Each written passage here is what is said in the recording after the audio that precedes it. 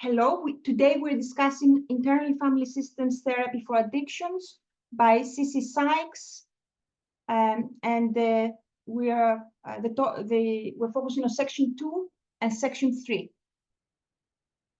And let's take a moment to share any questions or any highlights.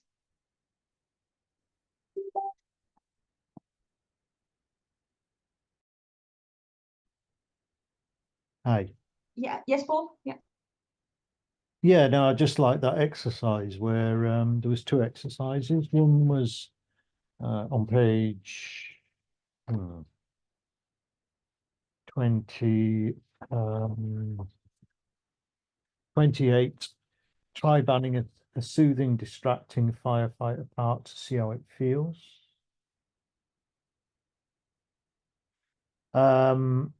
I've just reread that actually, and I saw it differently than what I first, because I had an experience during the week of something around that, but it wasn't banning that. But it's the next exercise on page 30. Explore a reaction to the words addict and addiction. And, I'm 35 years in recovery, and I don't mind saying that. I do talk about my recovery in other meetings. I was in a meeting yesterday talking about it, not an IFS group, another group. And I talk about it generally because I'm recovered from most of my main addictions. So what addiction brings to mind for me, the words addict and addiction, because I work with people with addiction a lot every day. Well, most days people ring me. I work with a lot of people on Zoom or ringing or whatever. I sponsor quite a lot of people. So what it brings up for me, is that the work that I do with people because I'm recovered, I can be alongside other people who recover. I don't work in IFS terms, and this is where this book's interesting for me to maybe get people to. I work the 12-step process or therapy as well, but there's no reason why people can't use IFS. So I did a course with Cece Sykes on PESI about a year ago. On this book when it first came out, so I'm familiar with it. But it brings up the words for me: extreme tiredness, isolation, getting the need for support, abuse, medicating, need for self-compassion, confusion, dissociation, recovery, therapy, again, exhaustion, I'll repeat that again, excitement for recovery. That's my associations around it, some of them anyway. So yeah, and I like the way this book talks about, or she talks about, it seems that the book is, the approach of getting the polarized parts around the table, the manager and I very much recognize the manager and the firefighter, and then the unblending. I work with people who are completely still blended in their addictive processes and don't have an awareness of self, that distancing. When you're in the addiction and you're in the control of the firefighter, which if it's, because I work with people with extreme addiction, so I work with people who can get in trouble with the law, who can get into losing their relationships, marriages break down. But a lot of people I work with also are in recovery, so they're working to keep well. So for me, it brings up a lot of things because I've worked for years and years and years in this area on myself and with other people. I'll be interested to hear from other people who did try that one. Try banning a soothing, distracting firefighter part to see how it feels. I didn't do that. I read that differently. I mean, I was at the IFS conference last week, and there were some groups on, because my own history is of abuse. And I didn't go to the book groups on abuse because I wanted a calm, quiet, not too heavy conference week. And my parts weren't happy about that. For the next few days, they were not happy. That's how that happened with me. They were not happy that I didn't pay them attention. They felt there was an abandonment going on. And I've since sort of rectified that with my parts, that I wasn't abandoning the parts of me, teenage parts. So that's how I read that. But then what that actually says is try banning a soothing, distracting firefighter. Yeah, try banning. I don't know quite. I'd have to hear other people's thoughts on that because I don't know. I don't know.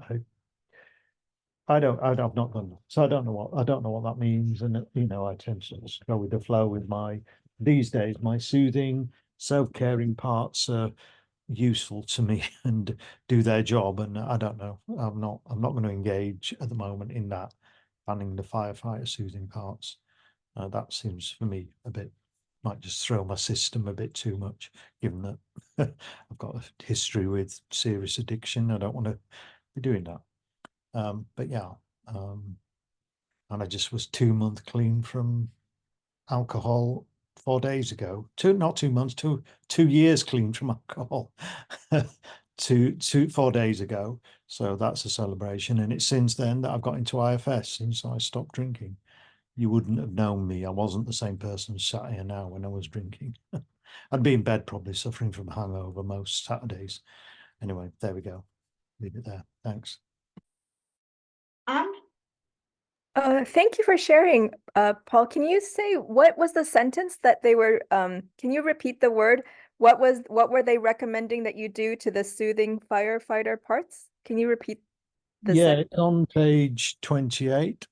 It's a therapist exercise. Try banning soothing. Banning, BANN, is that the word? Try banning a soothing, distracting firefighter part to see how it feels. This footnote, the concept for this exercise originated from IFS senior trainer manager Mary Kruger. Get comfortable, lie on the floor. Watch yourself engaging in this activity of this. What she say? Think an activity you enjoy. It might be something like watching funny movies, cooking, eating a favorite food, exercising, walking in the woods, or reading. Don't choose an activity that is controversial for your system. Yeah, so I was thinking the controversial ones. Bring one that brings genuine enjoyment. Then think of banning that part. Well, I was already disturbed at the beginning of the week when I read this during the week. I thought, well, I'm not going to put my system through anything like that. At the moment, I need my soothing parts to help me. So, but if those who are not too disturbed by that, I don't know what the point of that exercise is. Reassure all your parts that it was just an experiment and it's actually fine for them to continue doing what they enjoy. So I don't know. I think it's just getting to know a firefighter. I think that's what that exercise is about. Yeah. Yeah, thanks for bringing it up. I think it's an interesting word because it's quite a harsh word, right? Banning. And I thought in IFS, it's always the inviting and, how do you feel about stepping aside or how do you feel about, allowing this other way, to ban it sounds like almost that word feels like very against the spirit of IFS. And also, gosh, I mean, I think even whether it's a unhealthy firefighter or as we were talking about last time, a healthy firefighter, it's really hard to let that go. It's such a big source of comfort and especially typically in those states, nothing else feels pleasurable, right? Like if one is in a state where you're trying to really indulge in a more almost slightly either full on addictive or like towards addiction type of indulgence in a firefighter mode, nothing else is very accessible typically, right? So to ban it, I just feel like that would be, I don't know, really unbearable. Yeah, so I agree with you. It sounds very harsh, and I feel like they should have maybe I would have welcomed more description for what line of inquiry they were thinking when they asked to experiment with banning it. Yeah, what does everyone else think? So from what I've understood so it's titled therapist exercise. So it's an exercise for the therapist. And I understood it that it is created, or it is supposed to help therapists get an insight if they themselves are not struggling with addiction or don't have that addictive experience in their life, to kind of understand how would it feel to a client if you ask them to stop behavior, or, you know, become immediately sober, or, you know, be very restrictive in the therapeutic approach, and that exercise is created. So you get an insight by imagining you would have to ban an activity that a firefighter has that might be soothing to you. So you kind of get a feel of how that feels in your system. That makes complete sense. Yeah. Because I'm just reading it now. I was a bit disturbed more already, and now you said that, it makes sense. But it says, if any parts protest the ban, tell them they're bad if they can't agree to stop the behavior. What on earth is she saying? But yeah, that makes sense. If you're getting a feel, if you don't have addiction, what is it like to have something that, you know, is in control, or you don't want to let go of, or whatever? Because by definition, addiction is something which controls you. You can't stop it. If you could just stop it, then you'd do it. But that's not what addiction is. So yeah, that does make complete sense. So yeah. But as I say, I'm on both sides. I work with people who have got addiction, but I'm also had the history of that myself. So I've got, that's why the words add, what comes up for me with those words are what I've already, what I mentioned. Thanks. Mark? In that same page 28, well, first off, I just put into the comments that it doesn't say ban a soothing, distracting firefighter. It says try banning. And then the end of the phrase is try banning the soothing, distracting firefighter part to see how it feels. And then if you look at the fourth paragraph, I love the first sentence of that paragraph. Then ask the part if it's willing to play a game that may cause some distress, but will teach you some important information. So anyway, and then it gives the instructions for the game and stuff. So anyway, I think there's another way to interpret this. And if I was addicted, you know, if I was wanting to get over an addiction, I'd say, yes, I'm curious, let's try this experiment. But then somebody pointed out, maybe this is for the therapist to do this exercise and stuff too, to get more insight into things or something. So anyway. And then the last paragraph, finally reassure all your parts that this was just an experiment. And it's actually fine for them to continue doing what they enjoy. So it was no permanent banning. It's kind of like it's just an experiment stuff. So anyway, that's all for now.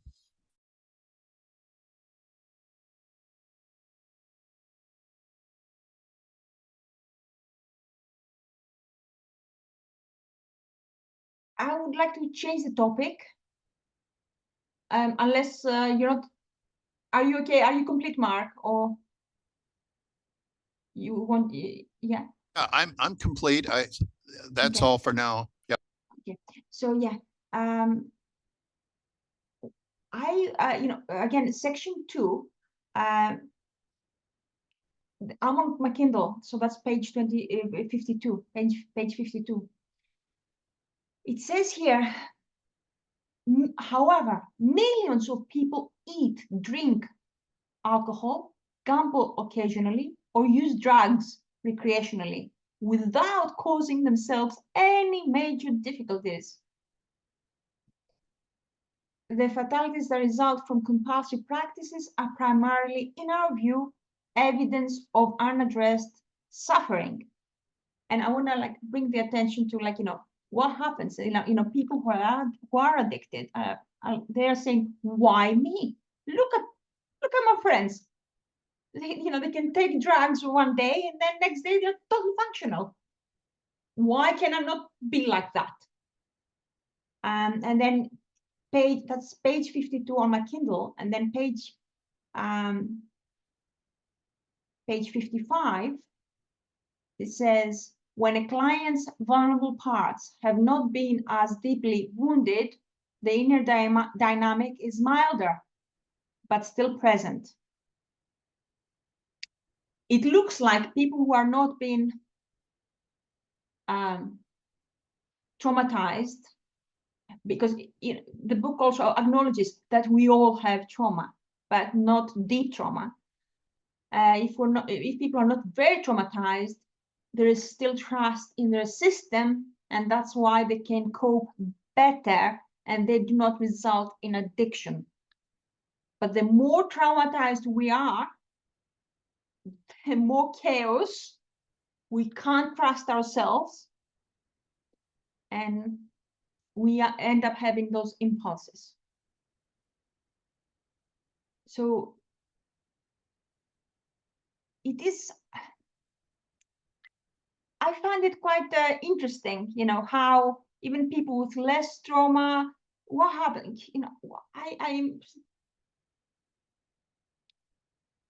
But even the people who have, if they have an impulse, if they have an addiction, there's still something milder, a milder trauma.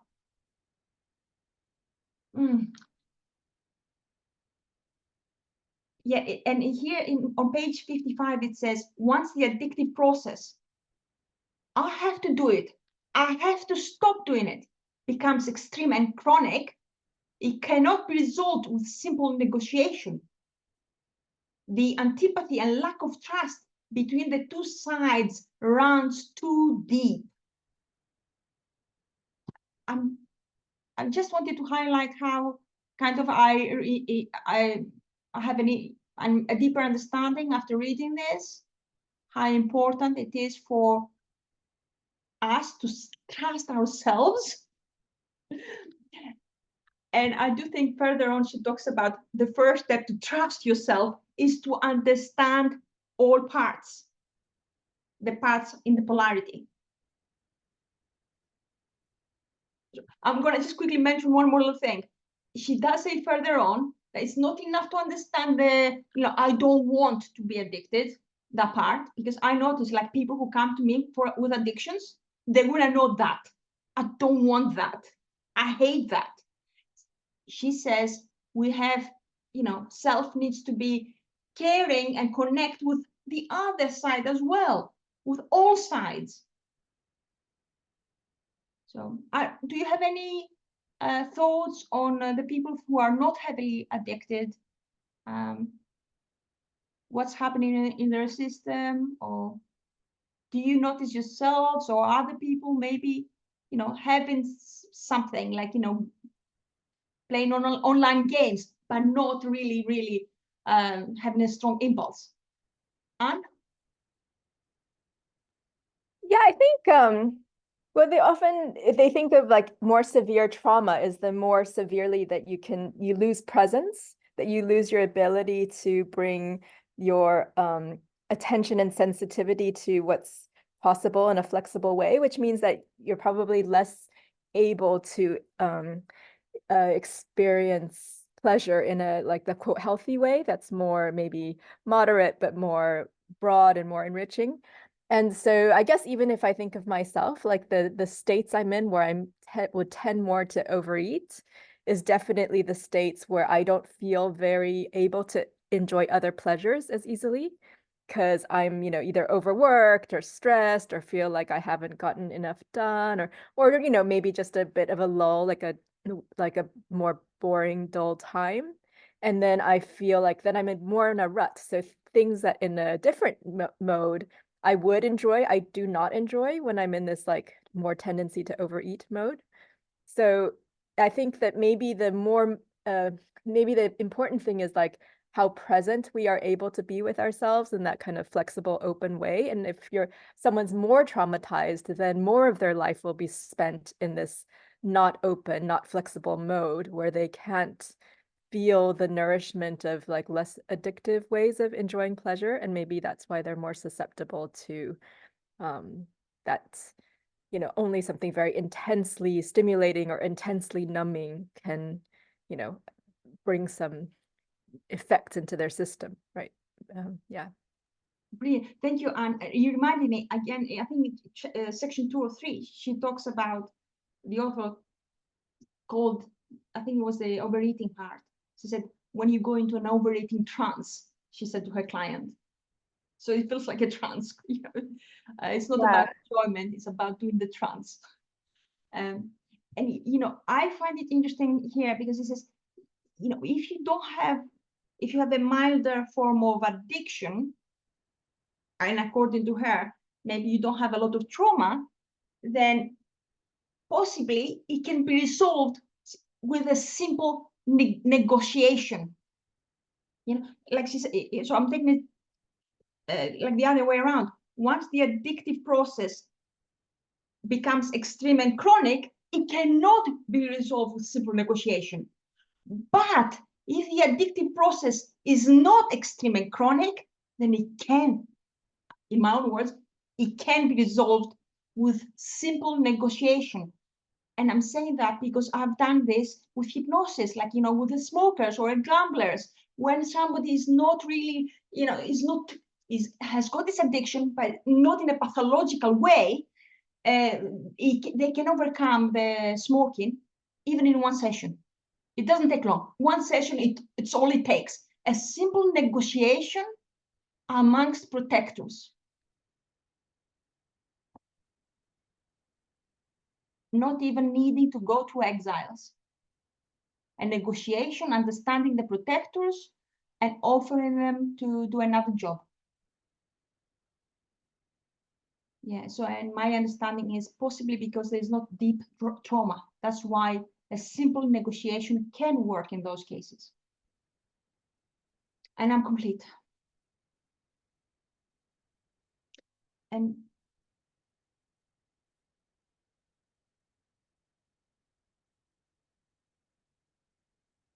oh yeah, Katya says in the text, the awareness, knowledge is important.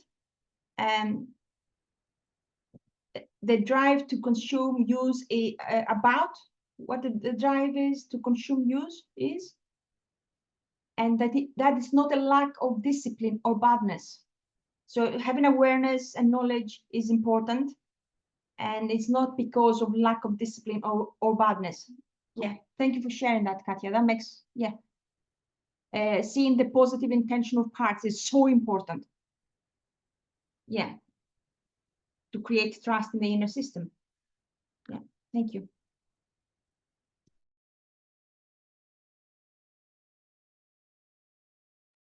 Yes, Han? I have a slightly different topic if you're done. Mm-hmm. Kind of following on what we discussed last time about the healthy firefighters, and how we discussed that, like, if there's not a healthy firefighter, then the overly controlled managerial system can become too rigid. I just thought it was really interesting because, yeah, it's almost like without actually cultivating healthy in the moment pleasure and actually developing your relationship to your ability to have pleasure in the moment, we might be even putting ourselves at risk for more unhealthy firefighters, you know, or more addictive type responses, because, you know, maybe I'll go too long without being able to have a release right in the moment and take that break or have that pleasure. And then when it actually comes, and then, you know, we have to, it's too much and our managers can't hold it, you know, can't cope with it anymore, then we're more likely to not have access to a more, you know, a more healthy firefighter pleasure, right? And maybe it's like, because we haven't had it in so long, maybe, you know, maybe a simple example is just working too hard, not taking a break, you know, not saying, okay, I'm gonna, you know, do something nice that's kind of still moderate and not like overeating or over binging something in a unhealthy way. And if I don't do that it's a new idea for me that if I don't do that for too long, that I'm actually making myself susceptible to, like, I don't know, say the overeating trance later. I never thought about it as in, like, I almost, even if I don't feel like I need a break, maybe I just should have a break so I'm not like susceptible later for for a bad state of mind that makes me susceptible to a more addictive type of behavior. Yeah, I thought that was interesting. I don't know what other people's experience is with that, like actually deliberately, intentionally working in healthy pleasures as part of the system. I actually have an example. I've come across it like a couple of days ago, and that's mentioned in the book, Restoring Relationship, by Molly Lacroix, and it's a book club as well every Thursday.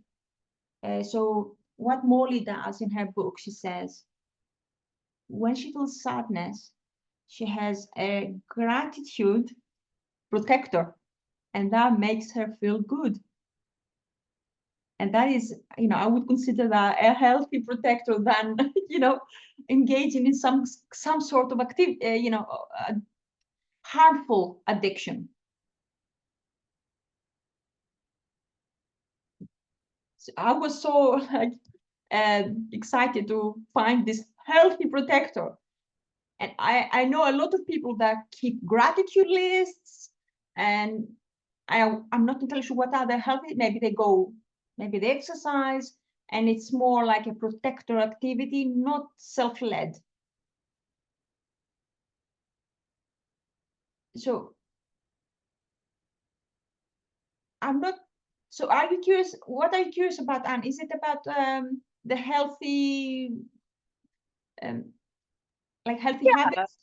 Yeah, healthy habits, but also like it's interesting, the gratitude example, because I was thinking, those I think of as kind of like well-being habits, like activity, exercise, gratitude journaling. I think they can feel really good, but I don't think, depending on what your internal experience is with those things, they take effort. And my understanding was a healthy firefighter or a firefighter was where the effort to pleasure ratio is very low, as in like high pleasure, low effort, right? That's what I was thinking was the characteristics of a firefighter. And the idea that to cultivate things that are healthy, but still high pleasure, low effort, that was kind of the new idea for me. And so a gratitude journal, depending on the person, some people find it very easy, and then that might be low effort for them and very high pleasure. And maybe for someone else, gratitude journaling is like how some people find exercise. They find it quite hard, and sometimes it's rewarding, but it takes a lot of effort. So yeah, I think I was curious. I think maybe it's a personal thing. What is high pleasure, low effort? And then what does it mean to have healthy, high pleasure, low effort engagement? Yeah, so it's like, yeah, so yeah, I'd be curious, I guess. And it's not something I think I come across people saying that you have to, or not have to, that it's beneficial to cultivate the ability to experience pleasure, like maybe whether it's through savoring, whether it's maybe sometimes it does take a little more effort than just no effort at all. But yeah, I guess what's the difference between a healthy firefighter and a healthy manager? So I guess the gratitude journaling, depending who you are, can be either a healthy firefighter or a healthy manager. For me, gratitude journaling does take some effort. It's not the same pleasure as eating, an ice cream sundae. It doesn't feel the same. Whereas I think if I was having, hanging out with friends and it was like everyone felt, very present, and that I think is more healthy firefighter for me. That's like, for me, that's less effort. Yeah.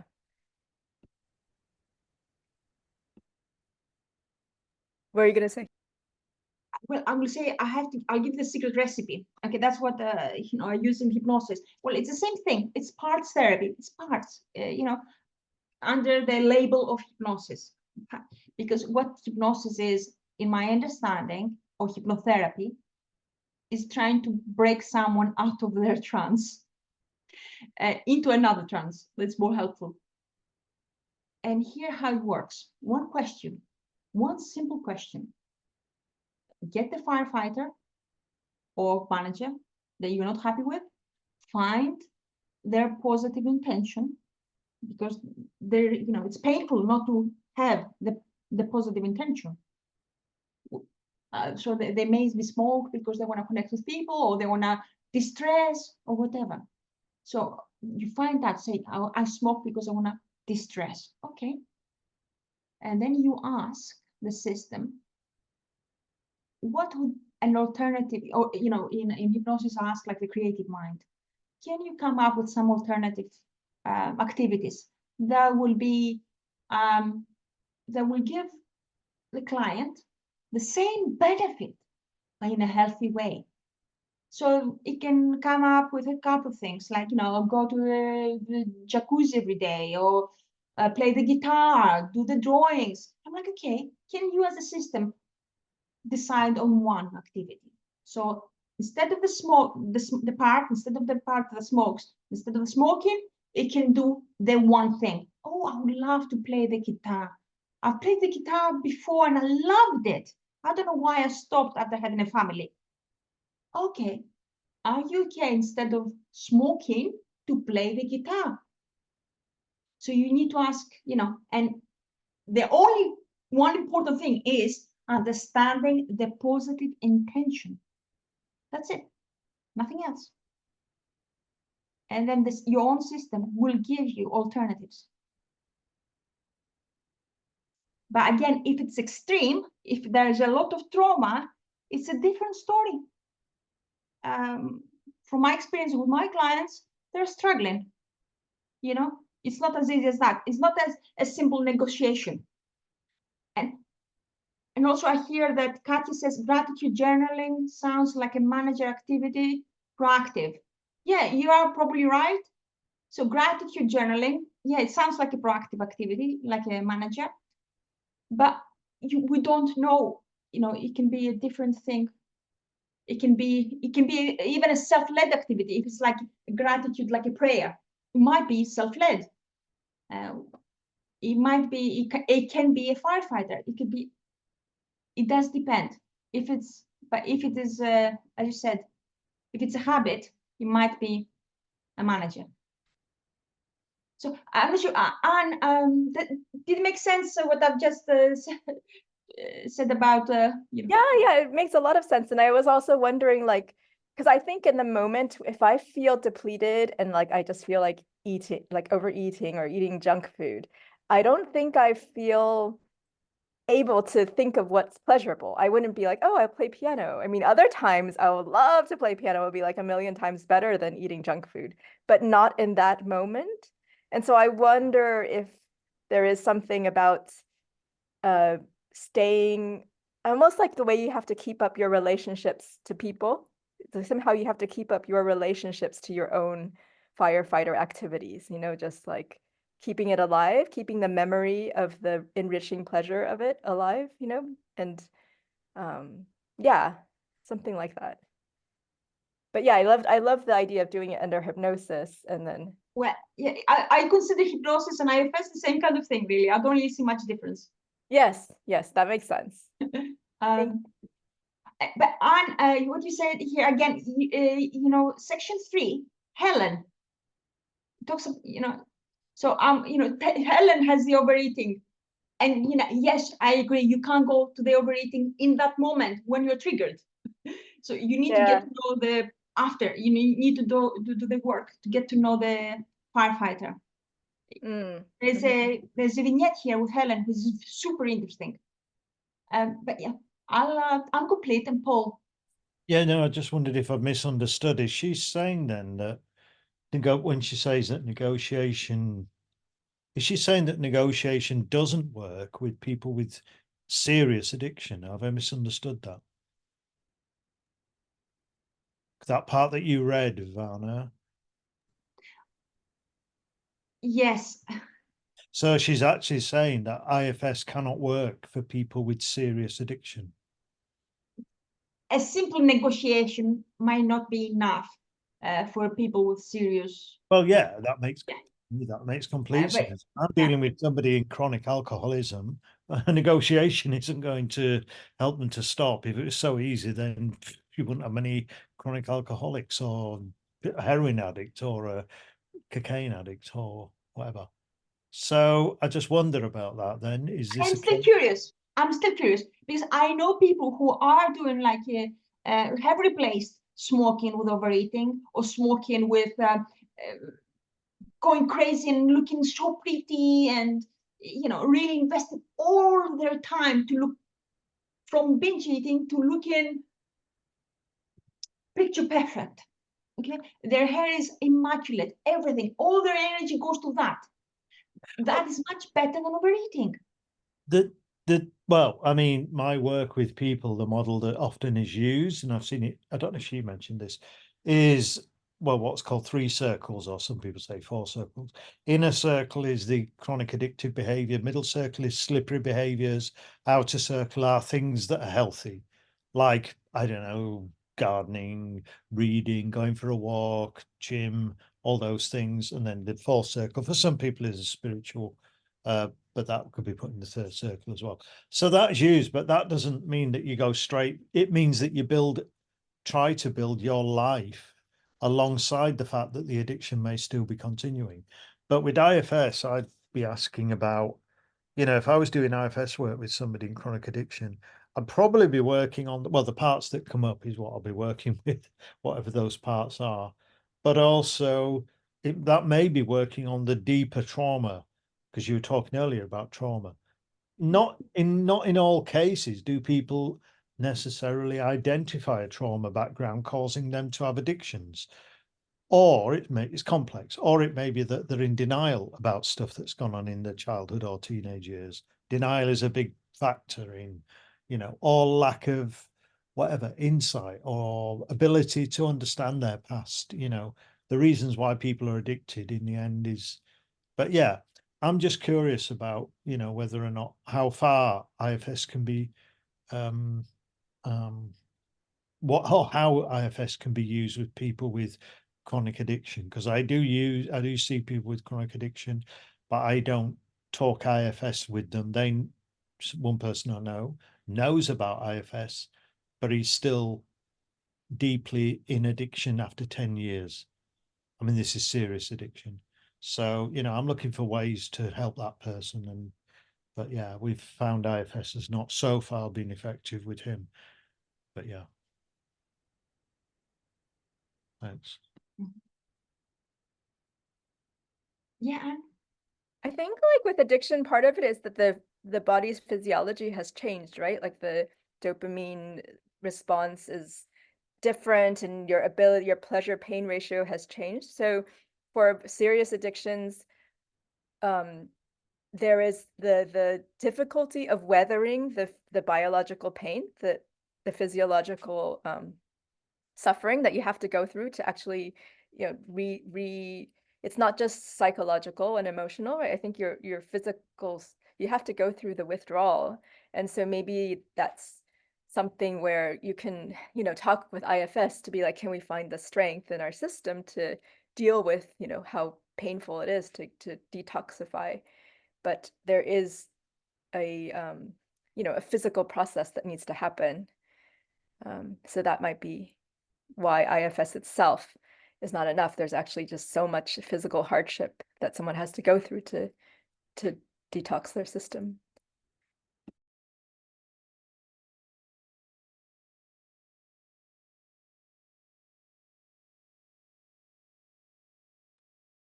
And I think it depends on the person. Because here I think it's section 2, I think she recommends that some people may need another group. They need IFS, and they may need like 12-step or a dietitian, or they may need so many other things, other groups, other support. Especially with the people who have suffered from alcoholism, they do recommend that you don't just do IFS. You have other support as well. But it does depend on the person. So I'm complete.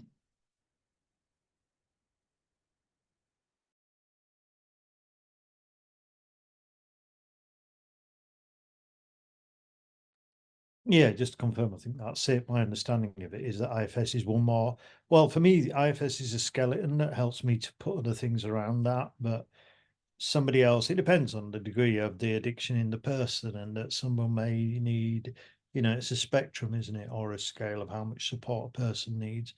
And some people need rehab. Some people need months and months of rehab, or a year of rehab. It's going to be as many tools needed and as much work as is needed, depending on how ingrained the addiction is. And it's down to the neuroplasticity of the brain to forge new avenues in the brain. That's how I understand addiction. A lot of this work, well, this work is primarily forging new pathways in the brain. The old pathways, as I understand it from my work in the past, Patrick Carnes is somebody who I've worked with a lot in terms of his books, and he does about neuroplasticity as well.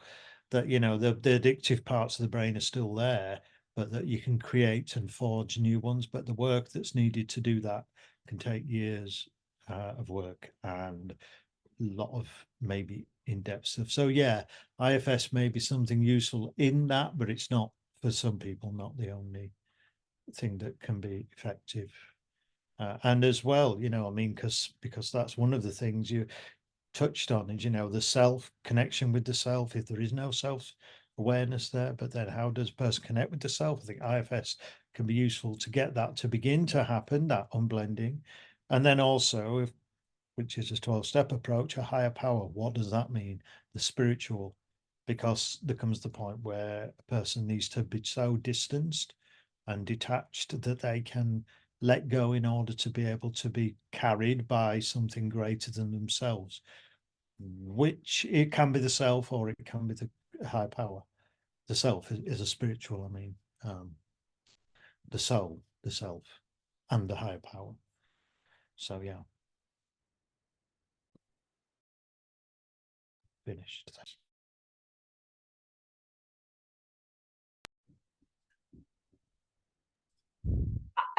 I have a different. Oh, Mark, you go for it. Yeah. I just wanted to say that the self that's talked about, I was just rereading page 8 of the book, which is, I think it's in section 1, page 8. Right before you get to self is the heart of the matter, and it's the end of the section called Exiles, Emotionally Overwhelming and Past Oriented. Oh yeah, it's the first paragraph of self is the heart of the matter on page 8. As we've discussed, the self is our seat of kind awareness and wakeful presence. It is a compassionate, non-judgmental witness to our experiences inside and out. It is an inner place of knowing that can be obscured by the activity of parts, in other words, blending, but like the sun, is always present and available when stormy weather clears. As clients embody their self over the course of therapy, their awareness broadens to encompass both the external relational field and the inner landscape. So I don't think when the 12 steps programs are talking about the higher power, that's anything different than the self with a capital S that IFS is talking about. It's not two different things. And all the great religions, the philosophers, the higher power is the same as the capital S self. So I don't think it's helpful to make a distinction there. So anyway, I just wanted to clarify that.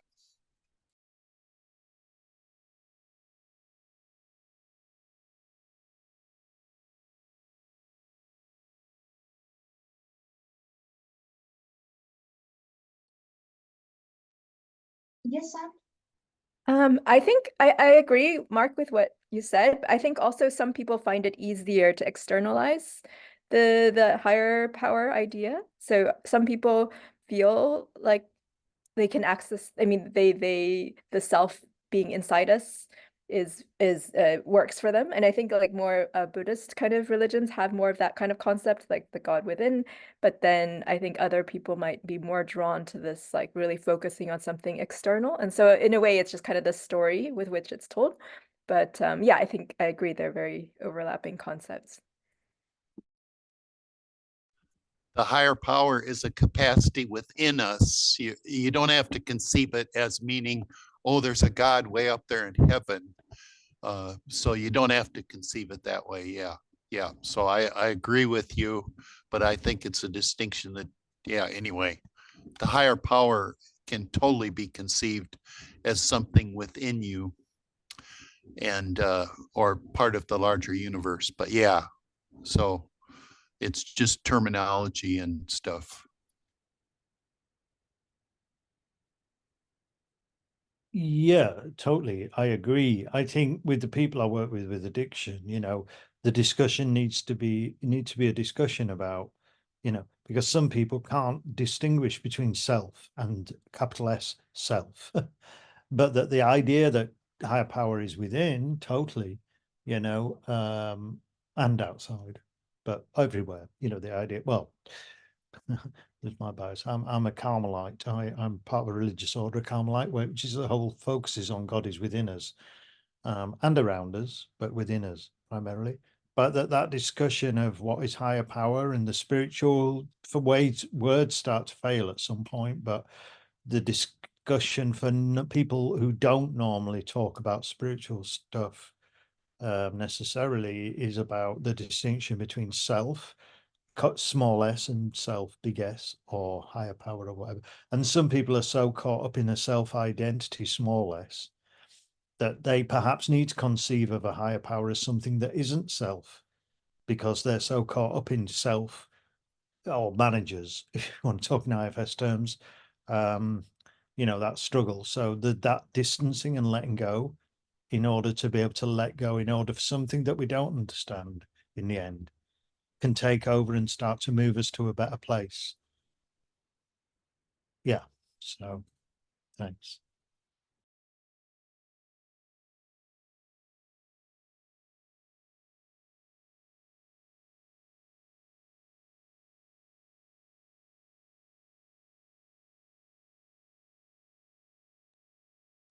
So again, similar, I want to what you just said about the higher power. It is finding self. That's how I understand from what I hear about 12-step. Is that right, Paul? I'm not entirely sure. Yeah, I mean, it's high power it's discovering your true self. It's it's confusing term. Trusting, trusting into something higher. And in IFS is a spiritual practice, in my opinion, in my experience. But I do feel like, because finding your inner parent, I'm not entirely sure whether that's self or that's another protector, manager. I'm still curious, but I don't know about those things. So, however, and it goes back to you talking about when you're blended, what do you do? And in, I think, section 3, she talks about 2 ways to unblend. And one of them is to understand your parts. It's page 82. Let me see if I can. I'll try and read it. Oh my God, I've lost them. Okay.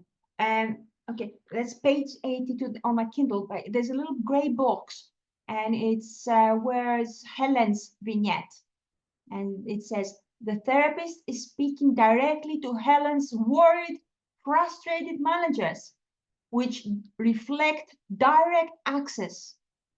Helping them feel understood will help them unblend.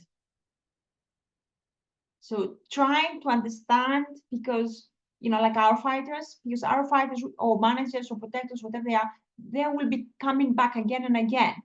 Trying to understand them, that's the first step. So the next time when they show up, you're like,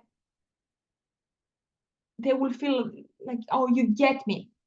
I'm trying to do something positive for you are not going to come at them with a critic. You will be more understanding, because if you go like, oh no, here we go again, we are like drinking alcohol again or smoking, what are you doing, you're an idiot, then you create a stronger polarity. But if you understand, then that is wow, that will help with unblending. And one more thing that she talks about helping with unblending, it's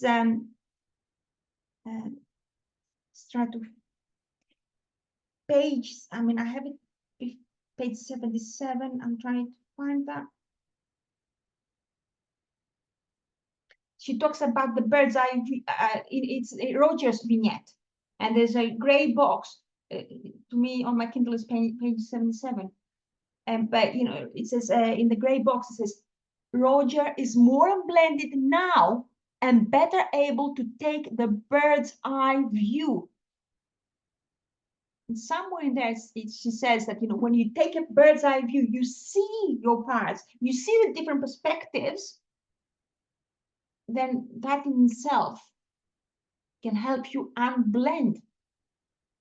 Because like this part, like with Roger, wants to drink, and it's super interesting vignette. What happened with Roger, because he went there complaining that his wife was not happy, and it was like he was mandated to treatment. And if you ask somebody who's mandated to treatment, what brings you to therapy?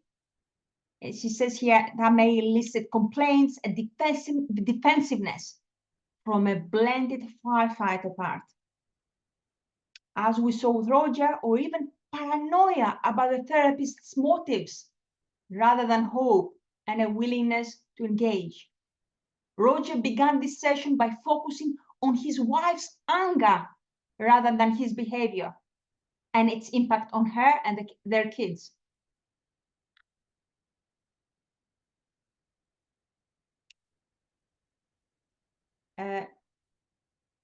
So further on says the therapist could have justifiably supported his wife's point of view, but that would mean polarizing with firefighters who were not yet feeling comfortable enough to be honest or ask for help.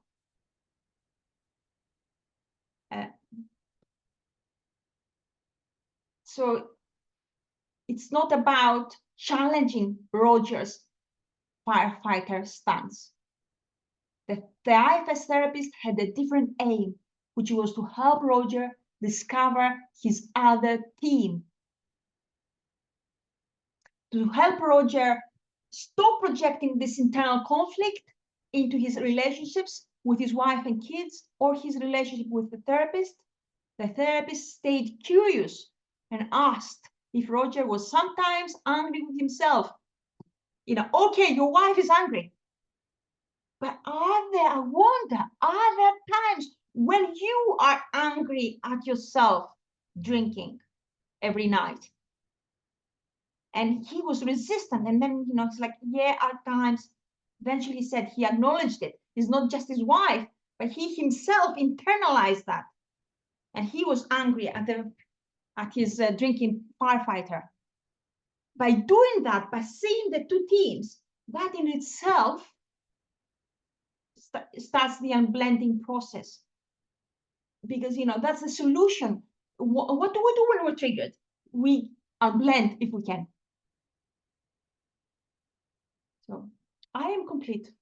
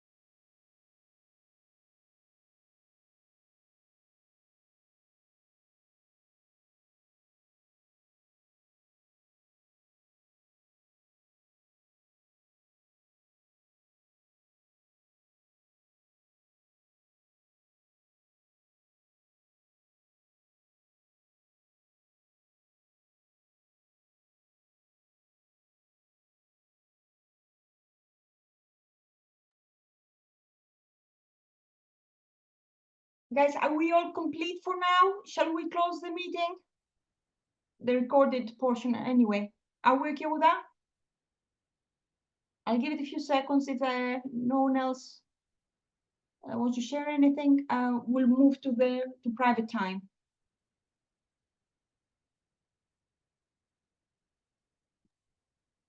Yeah, sounds good to me, Vana. Good, thank you.